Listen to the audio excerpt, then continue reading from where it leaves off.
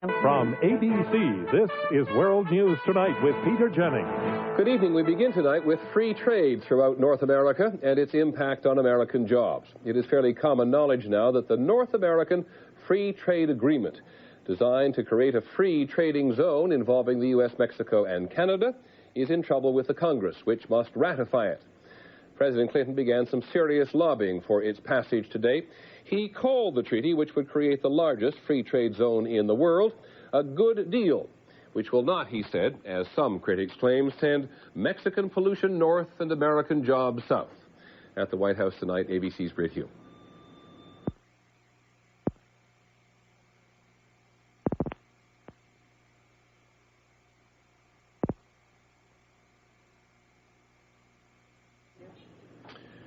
Well, we can't hear it either, but as you may have had a hint from the picture there, President Clinton had other presidents in support today to show and to say, as they did to the Congress, whether it was President Ford or President Bush or President Carter, that the agreement, as far as they are all concerned, is a good one. It is with Republicans on the Hill, which the president has had less trouble. He's having a lot of trouble with the Democrats, some of whom are getting very fervent support from labor unions in the country who think it is good. And, of course, Ross Perot doesn't think it's a good agreement. It was President Carter today who said that Ross Perot was behaving like a demagogue on the subject. At any rate, south of the border, which the president would like to eliminate as far as trade is concerned, the president of Mexico today did sign the treaty. President Carlos Salinas has been the driving force behind the treaty in Mexico. And incidentally, with this report from Mexico City, we welcome our new chief foreign correspondent, with pleasure, Garrick Utley. The free trade agreement, which President Salinas will now send to the Mexican Senate for almost certain approval, is only part of the economic revolution he has imposed on the country over the last 6 years. First, he slashed high trade barriers, which had kept many U.S. products and companies out of Mexico. Today, Americans sell more to Mexicans than they buy from them, a trade surplus that is expected to continue. The fact is, trade between the two countries is already booming. In Mexico, Corona Beer has built a state-of-the-art brewery to further penetrate the U.S. market. And Walmart is about to open the biggest store in Mexico. All of this change is causing an upheaval in the Mexican way of life that few Americans are aware of. Smaller Mexican companies are now vulnerable to the corporate behemoths from the north, and new U.S.-style Mexican giants are emerging here. Example, Gabriela Fragoso.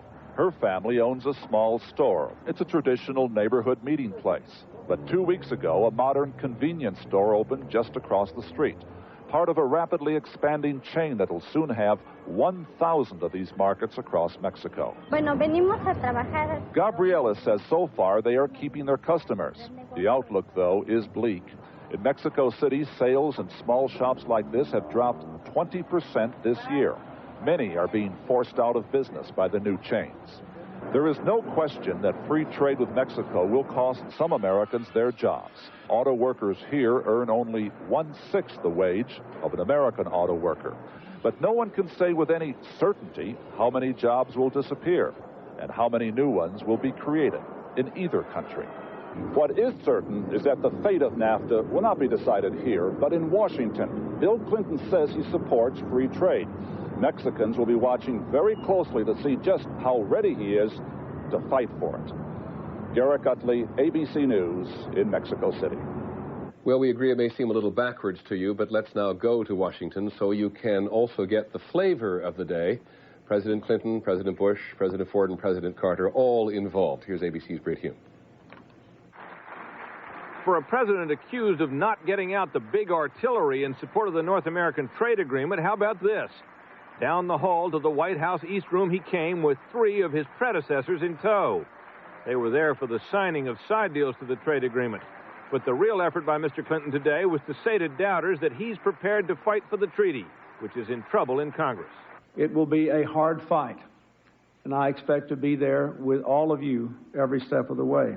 The president tried to allay the fear fueled by the agreement's opponents that it will result in the loss of millions of American jobs to Mexico. Every single solitary thing you hear people talk about that they're worried about can happen whether this trade agreement passes or not, and most of them will be made worse if it fails. And I can tell you it'll be better if it passes. Mr. Bush, whose administration negotiated the deal, said failure to ratify it would smack of anti-Mexican bias in the U.S. And if we fail, the losers will be those in South America, not just in Mexico, who want better relations with us. And the biggest loser, of course, in my view, will be the good old USA. President Carter, without mentioning him by name, strongly attacked Ross Perot, who's been leading a campaign against the treaty. We have a demagogue who has unlimited financial resources and who is extremely careless with the truth, who is preying on the fears and the uncertainties of the American public. And this must be met. Gerald Ford warned Congress the treaty's failure would intensify the stream of illegal Mexican aliens crossing the U.S. border. Don't gamble. If you defeat NAFTA, you have to share the responsibility for increased immigration to the United States, where they want jobs that are presently being held by Americans. The White House hoped that this unusual display of bipartisan presidential unity would convince Republicans whose support they must have that Mr. Clinton is fully behind the treaty. And the Republicans seem convinced. I think the president made it so clear today on his commitment, there's no turning back. The treaty's opponents have been on the attack for months, and it would not pass Congress today. Still, this was an extraordinary day, and a reminder that when it comes to political debate, there is no stage to equal the one here. Rick Hume, ABC News, the White House.